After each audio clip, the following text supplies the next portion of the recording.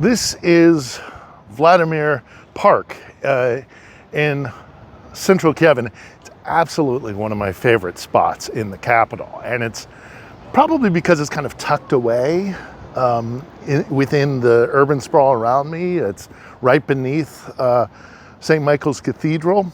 But look how beautiful it is with these tree-lined walking promenades. And it's as I say, one of my favorite places. And so I chose this location to conduct my next interview. And today's interview will be with Sergeant Sarah Ashton-Cirillo. And Sarah is a soldier in the Ukrainian military, but she's from Nevada. An American who came here originally as a journalist. Sarah fell in love with Ukraine and its struggle, like I have. And she saw what was happening here and decided, instead of being a journalist, that she would join the fight. So she put on the Ukrainian uniform and was out along the front lines as a combat medic, side by side with Ukrainian soldiers, and was even wounded on those front lines. Now, recently, Sarah has taken on a new role, and she is the kind of press officer for the Territorials here in Ukraine. She's the kind of the international voice of the Ukrainian armed forces, or at least the Territorials. And she provides bulletins on a daily basis, sometimes several times a day. It's a relatively new job for her, but I do recommend that you check out those bulletins because Sarah is giving a day-to-day information download on what's really happening here. She was kind enough to come and spend some time with me here in the park and have a chat. So here is my interview with Sergeant Sarah Ashton-Cirillo.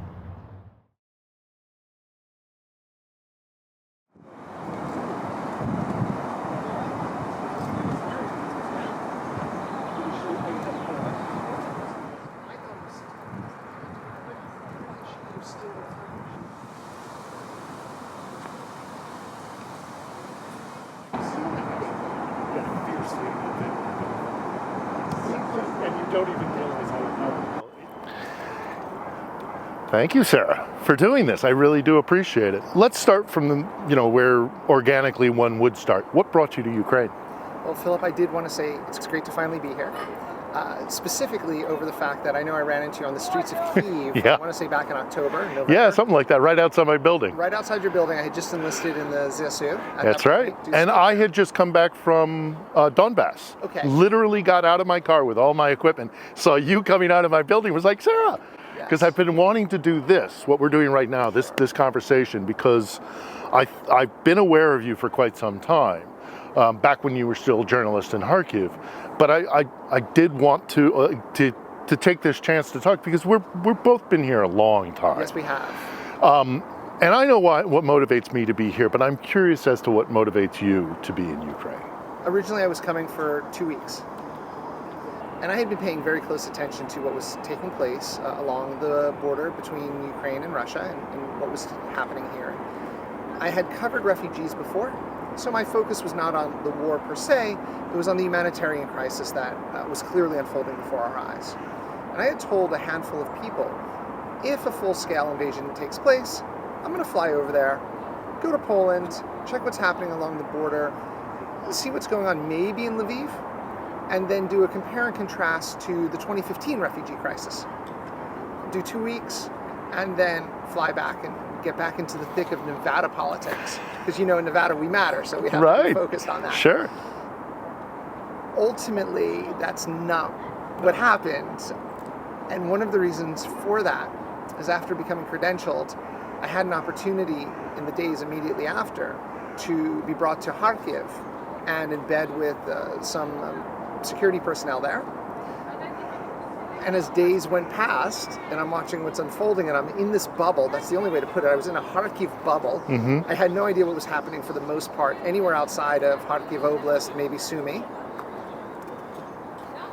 day passes, and all of a sudden, month passes, 2 months, and you find yourself becoming part of the fabric of the community, because Kharkiv at the time was very desolate in some ways.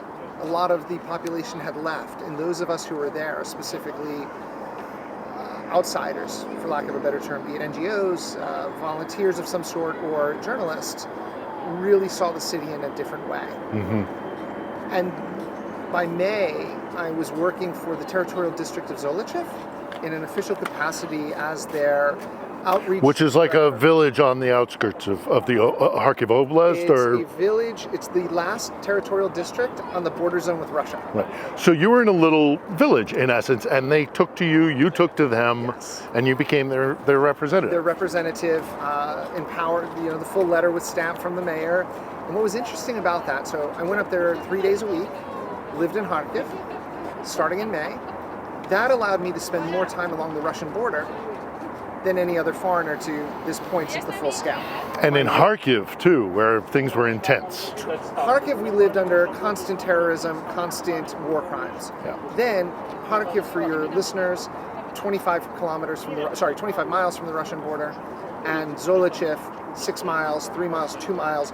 The closest I remember working at one point there, I had to cover an attack on a train that was carrying grain. And there I was, due to the fact that the Russians had just attacked a grain transport a few hundred meters from their border. So nobody else would go cover it. And basically it was prevailed upon me, Sarah, can you do this? And that was a really interesting moment, because Who asked you to do that? Your editors or the people in the area? Meaning the government officials I was Right. working for.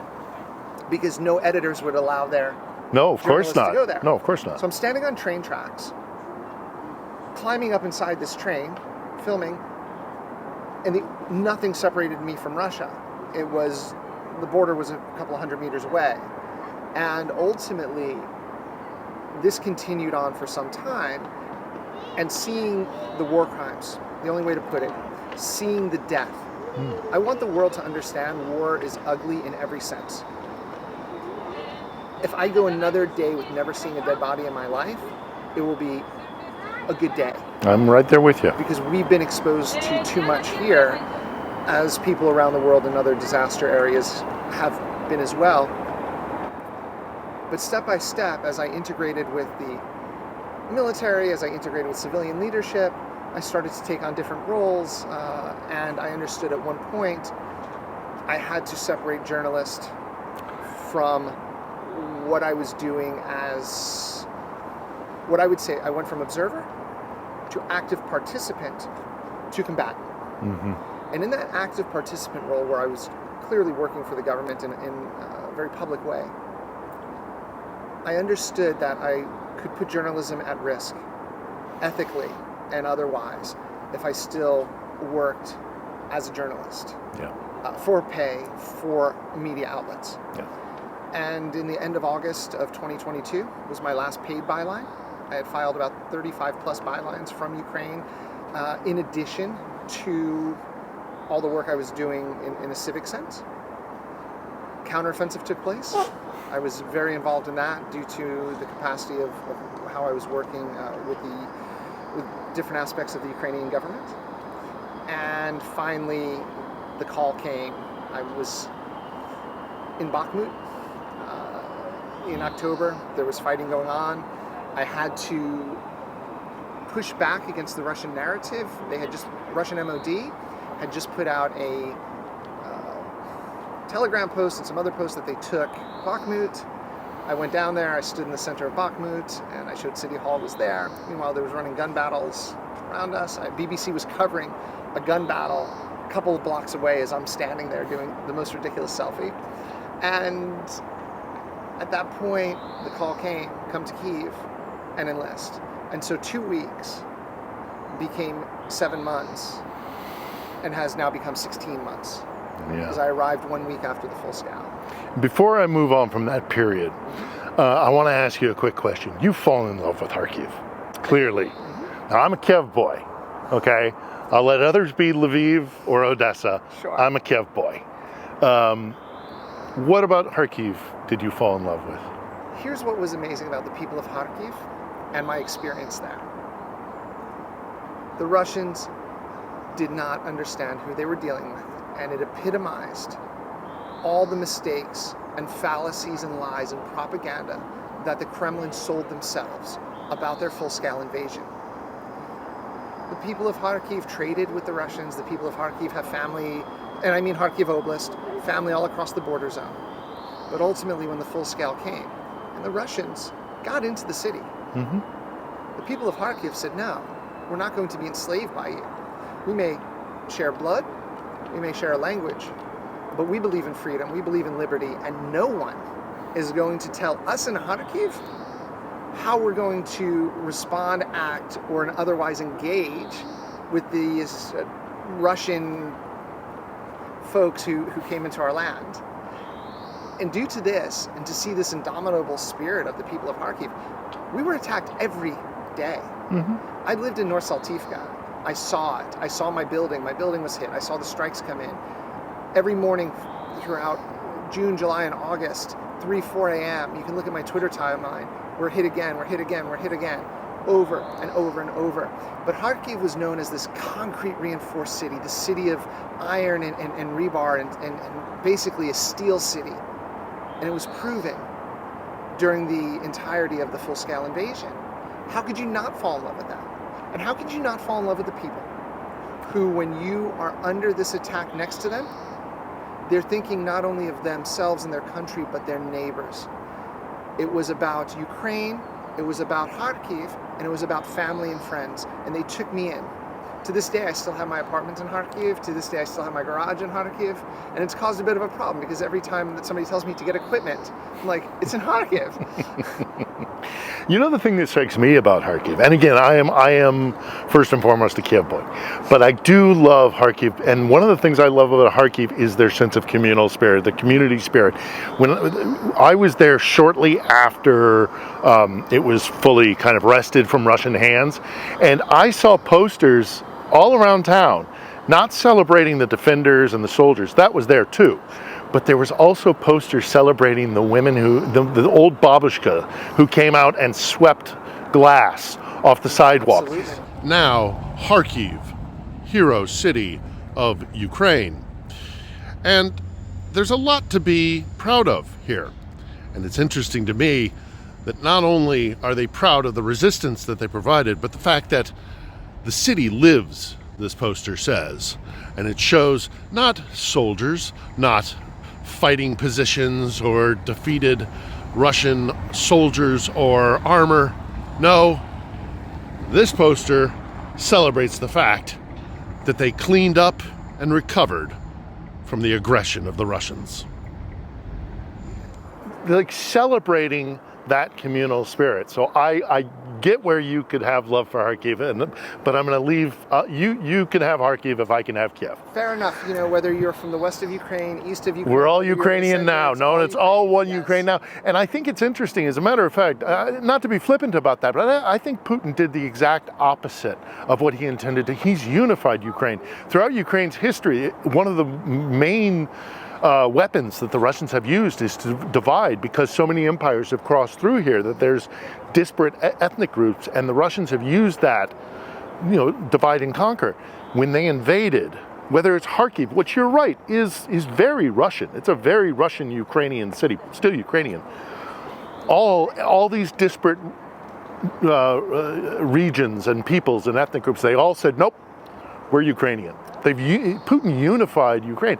He did something that the czars had tried to avoid for centuries. He unified Ukraine. He unified NATO. Obviously, Finland is now at the border of Russia, so his worst nightmare came true. And most importantly, he unified the globe in this understanding, this reminder that we can't have these despots, that we can't have these tyrants, that we can't have these dictators trying to inflict their sense of authoritarianism upon the world. And Ukraine has allowed the world to yet again understand that liberty matters. Yeah, and I also think that the world has also responded to the idea of annexing territory by force of arms is no longer acceptable. You can say what you want about NATO and America's interventions in Iraq and Afghanistan, but I don't recall ever there having been a proposal for either of those places to become the 51st state. Sure. Ultimately, Ukraine has stepped up and shown yet again that this behavior cannot be allowed anywhere. It's not a border war. It's a war for liberty, liberation, and freedom, and one that infects the entire globe. Yeah, what happens here is going to change the world one way or the other. But I also want to talk to you in your new role in terms of fighting the information war. Russia is notorious at information warfare conduct, whether it's a Potemkin village from back in the 18th century all the way up through very sophisticated information warfare that they did throughout the Soviet Union, and now today with the internet. This is a huge part of this battle space. It's no longer just simply the trench line. You're fighting an uphill battle. Surely you must recognize that. Let's talk about Russian propaganda for a Yes, moment. let's. Just how insidious? It's insidious and overarching. Yeah. It was April of 2022. I had maybe 4,000 followers on Twitter. If anything, I was looked at with curiosity by the local press corps and others in Ukraine, except for the security services that I was embedded with. They saw something different. And clearly the Russians saw something different, because Maria Zakharova, in April of 2022, launches an attack on me in writing, messaging it through MFA Telegram and the official accounts of the Russian embassy in the United States. And I said, what is this? So they were looking for things that were not even yet existing in order to start propagandizing. Yeah. Over the next months, as my profile grew, I became very aware of just, to use your term now, insidious the Russian attempts were to engage in their style of propaganda. It's not just about changing minds, it's about creating chaos. And when you're creating chaos, you can't fight Russian propaganda in the same way that Russia is presenting it. You can't fight it back. Because for the Russians, all they want to do is confuse. And if you try to explain every little piece, then it's going to just add to the confusion. Once I enlisted, and we sort of knew this was coming, but maybe not to the extent, I have been featured on Russia's #1 political show 5 times from Skibeva. Впервые американского трансгендера-наемника Сару Ashton-Cirillo. With the last 2 times, so at first it was more, again, to use the term curiosity, here's this person saying that she's going to lead the taking back of Crimea with the Crimean Tatars. The last 2 times, they've given me information. And this is, #1, I am proof that Satan is leading our charges. And #2, which was the most interesting, was the last time I was on their show. They informed me who I worked for. I didn't know this. I work apparently for Victoria Nuland. Did they really? Yes. I missed that. Oh, So God. that was the last one. Of course. Of course. Now, what's interesting Oh, God. is that as they become more desperate, and we see this, and I'm bringing it up because they cycle the same narratives. Yeah. The Russians accused me of murder twice in an 11-month period. The Russians have talked about biolabs at different points. So they attempt to circle back. They seed something, then they allow it to harvest, they put it out there, see how it takes place. At that point, if it takes hold, they'll push it. If it doesn't take hold, they'll go ahead and manipulate it a little bit and try to repackage it. Yeah. Again, twice accused of murder, different situations. I went, I'm working for Nuland, I'm Satan, et cetera, et cetera. But let's just get right to the point. It's your transgenderism. It's you. You are to them. You and Malcolm Nance live rent-free in their minds. They clearly, I mean, they're focusing on you and Malcolm as this boogeyman that they sell to the Russian people. It's pretty deplorable. There's a commonality here. White Christian nationalism, anything that isn't that. Part of me even wonders if they think that I'm actually transgender. Knowing that their mindset, because we do a lot of study in my new position as to what goes into the Russian decision-making process on what they put out. Sometimes it's just chaos theory, and sometimes they focus on things. Most of the time, what they don't understand is that if you look closely enough, they end up contradicting themselves. Yeah. Right? So here is... Well, again, it's chaos. It's That's chaos. the objective. Chaos to the world. Yes. But we were saying internally to me. Internally, yes. And if you look closely, they screwed up a few times with me. They allowed me on their television to be saying Slava Ukraini twice. We're taking back Crimea. Crimea is Ukraine. They put this in there. So in an attempt, they get sloppy sometimes. With Malcolm, they got played in that sense because they were trying to touch on the racial aspects of it. And here was a guy at the front, right there as they were launching an attack, and they put his direct words pushing back at them, and they played it. Yeah. There you go. What now, bitches? Shit's coming down. And in the case of the transgenderism and here they are elevating someone every time they put me on the show. They're putting somebody in true. there who is supposed to be non-existent, who couldn't exist according to Russian law. And yet, they're elevating me 5 times on their #1 show.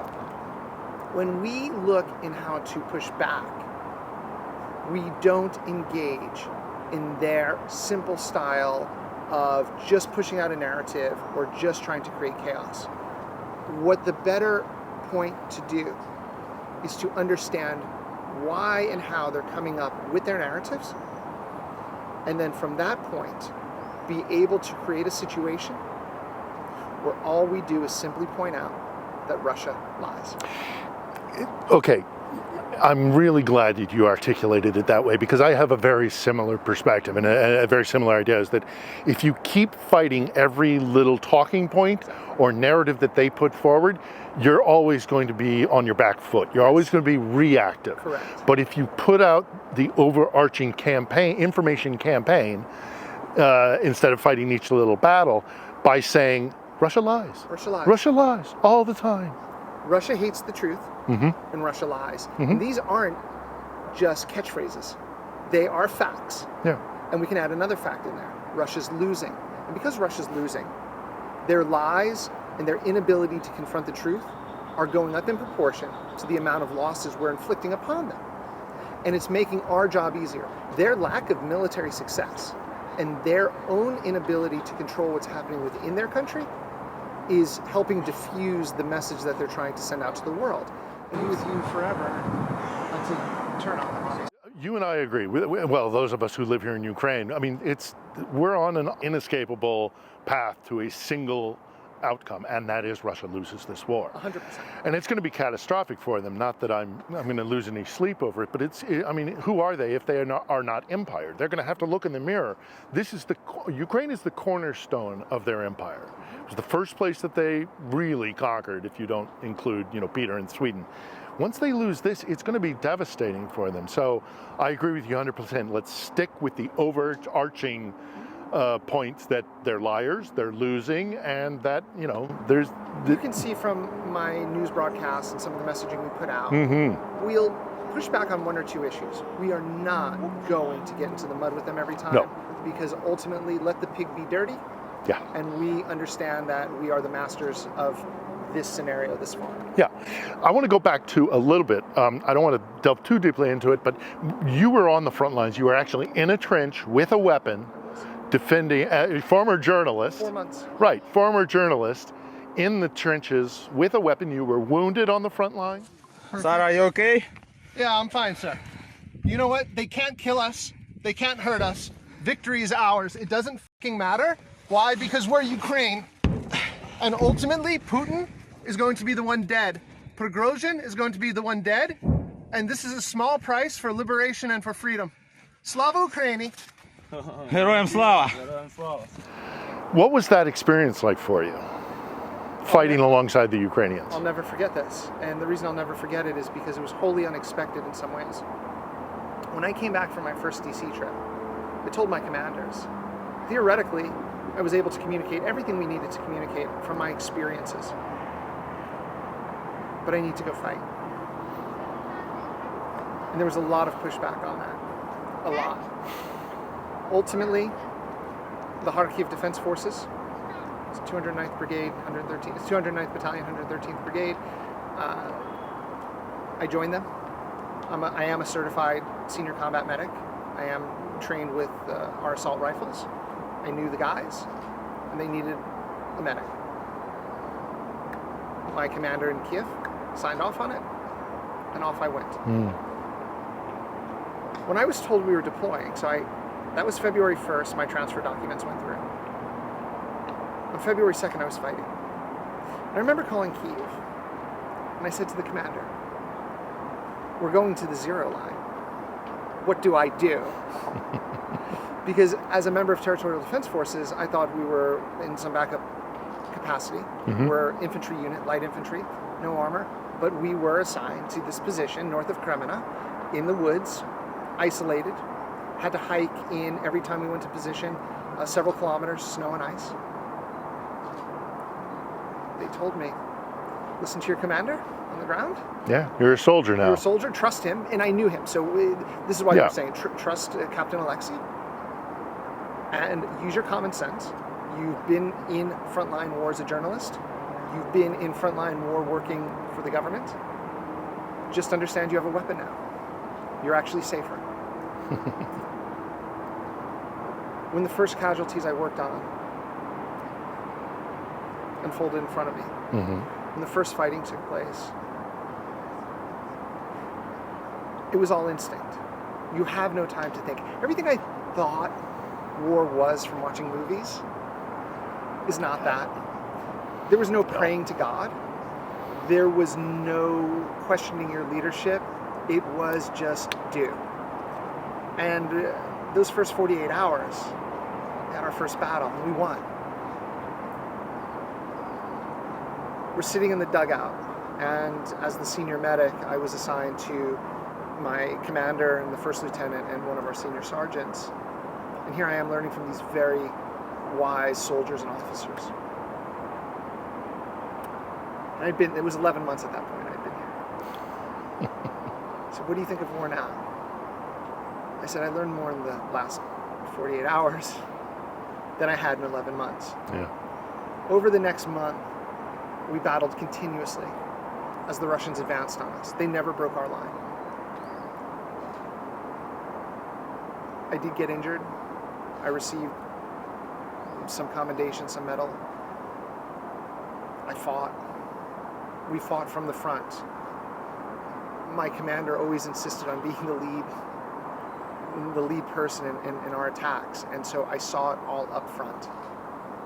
They got to within a few hundred meters of us as they would attempt to cross, and they had all the weapons, armor and everything else, and we beat them back every time. And that's when I understood after that month, that first month, and this is why we're winning.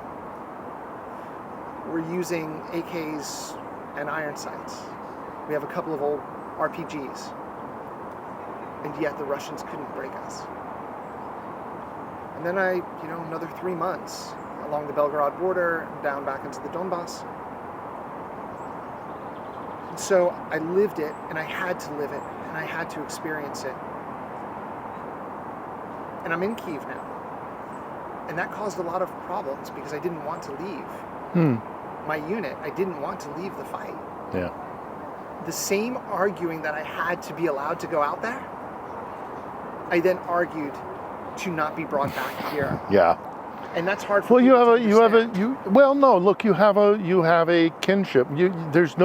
There are few tighter bonds than between soldiers. I've been embedded with, U.S. soldiers.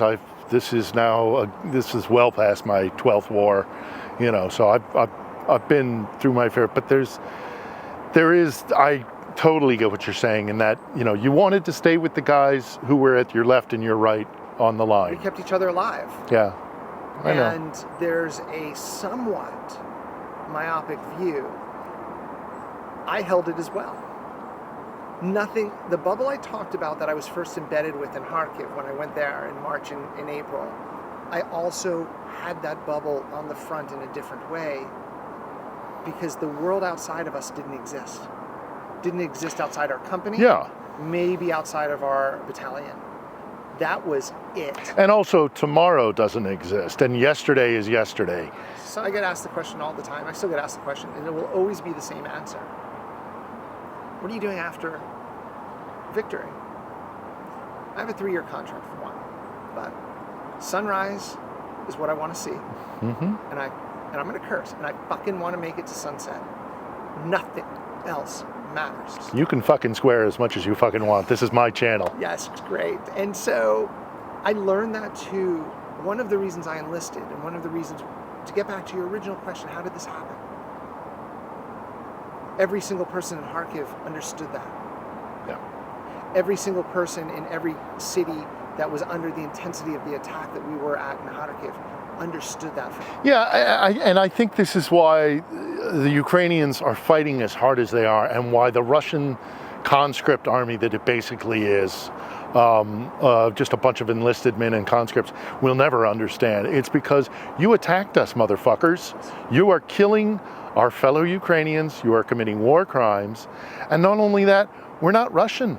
We're Ukrainian, and the Russians can't get that through their head. No, because they want to have this notion, this false notion of a Ruski Mir. Yeah. And Ruski Mir doesn't exist except in the minds of the inhabitants of St. Petersburg and Moscow. They have this idea of, oh, these are just little Russians. Pat on the head, but we're the ones who get to determine who is, We should feel and how resentful would you be if you're Ukrainian? There's still empire. There's still empire in here. That's the problem. And this is why when all this argument started, when the war began and people were saying, this is Putin, it's not the Russian, it's Putin. No, there is an illness in Russia, and it is built on empire, but it is so much deeper than that. It's the Orthodox Church, it's all sorts of things, but it's deep inside the mentality. And when they lose this war, which you and I both agree is going to happen, they're going to have to look in the mirror. What caused this full-scale invasion is what I call the Russian plague. So much of Russia is a plague upon the world and a plague upon their own people. On their own people, absolutely, 100% agree. And I really do hope that when they lose the Ukrainian war, that it will ultimately be beneficial for them, because maybe they'll start looking and doing the hard work that was deferred after '91 and the fall of the Soviet Union. I don't want to take up too much more of your time, but I do want to touch on a couple of quick subjects, because you talk about the importance of being on the front line and wanting to stay on the front line, and I feel you there. But you got to know that some of the other efforts that you've done during this war have been equally, if not more so, important in other ways. Your trips, you've gone and spoken on the Hill twice, yes? How was that experience, and what kind of reaction did you get while you were there trying to advocate for stronger support for Ukraine? It was an empowering situation for me, because I was there in uniform of the Ukrainian Armed Forces, talking about my own personal experiences to our elected leaders in the United States. It brought home exactly what a global effort this was. I understand that bipartisanship can still exist in the U.S. And I understand this war for liberty, liberation, and freedom, this for Ukraine's Which future, it is. transcends anything that we're hearing back in the U.S. when it comes to cultural issues, when it comes to issues of political one-upsmanship. There is a strong, solid, and unwavering coalition of our lawmakers on the GOP and the Democratic sides that will stand with Ukraine until 1991 borders are achieved and until President Zelensky's 10-point peace plan is implemented. That's what I brought back from my experience. What the people on the Hill received from me, I imagine it was beneficial simply because I was invited back a second time, and I am in communication with some of our friends and allies, personal friends of mine in Washington, D.C. But what I understand is that we can't look at poll numbers when it comes to this war. We can only look at the decision-making process, and the people who have been empowered by the voters of the United States of America and the U.S. taxpayers to wisely utilize their funds understand that the investment in Ukraine is the single best foreign policy investment of U.S. taxpayer dollars in the last 80 plus years. In a war that brings us back to World War I style fighting, World War II style fighting. In a war where Ukraine doesn't have the proper armor or air support, the fact that we're advancing a kilometer or 2 kilometers at a time is staggering and shows the fact that victory is inevitable. And the American people understand that. Yeah.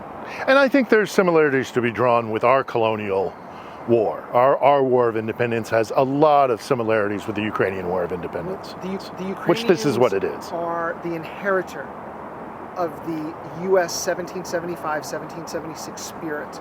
We see this in the territorial defense of which I serve, which is truly the militia that was raised up.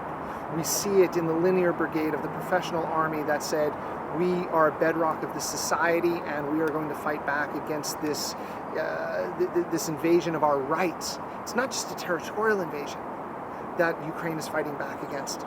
It's an invasion that was fighting back against the actual spirit of Ukraine and every individual here who were being told, we are going to enslave you by the Russians. And everyone stood up and said no. Yeah.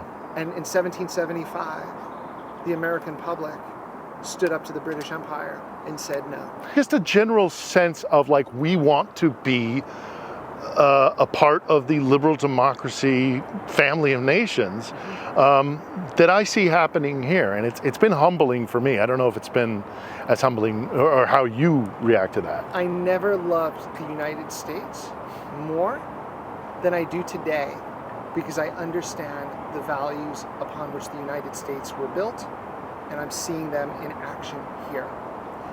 Serving in the Ukrainian Armed Forces, serving the people of Ukraine, has allowed me to appreciate, love, and respect the United States and my fellow citizens there more than I could have ever done from just being within the day-to-day life in the U.S. Well, I think you've been a shining example of what, of what a good American who wants to see similar values and goals and aims and aspirations as what we're finding here in Ukraine. You've been a really great example on the Hill. What you're doing currently is great. It may not be with your battle buddies on the front lines, but it's equally important, and I hope you understand that. So I could talk to you for very much longer, but I don't want to take up your entire Sunday morning. So Sarah Ashton-Cirillo, thank you very much for your time, and of course, Slava Ukraina. Heroям слава. Вот так.